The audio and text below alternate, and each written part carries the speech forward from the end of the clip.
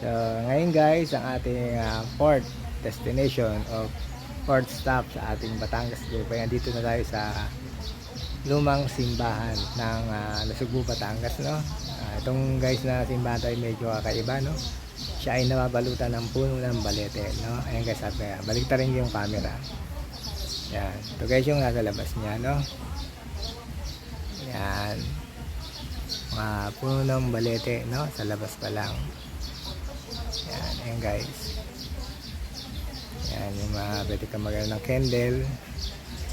So, ito guys ay magkakaalam ko at tinanong ko ay malaki to dati, no? At dahil nga na ano siya, tinubuan siya ng punong balete.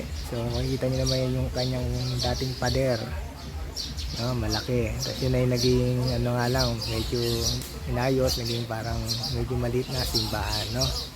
So ngayon guys ay medyo pasok ko kayo doon, ha? Ayan, so kayo naglalakad tayo, ha? Pakita ko sa inyo yung loob.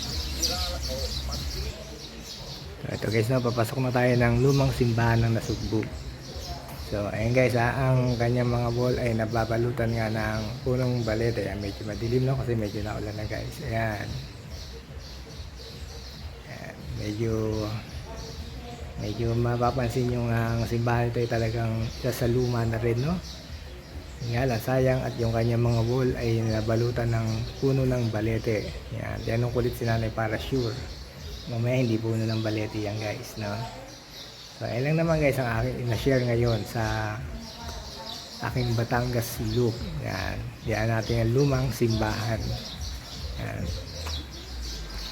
Yan. So ngayon guys ay umuulan, no? Dito pa rin tayo. Siguro magkakapote ko para dire-diretso na tayo, no? Sa mga destination pa natin, no? Sa Batangas Loop.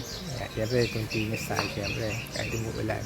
Yan guys, later na ulit sa ating pangilang destination na ba? 1, 2, 3, 4, pang 5th destination na. Ewan ko saan ako titigil guys.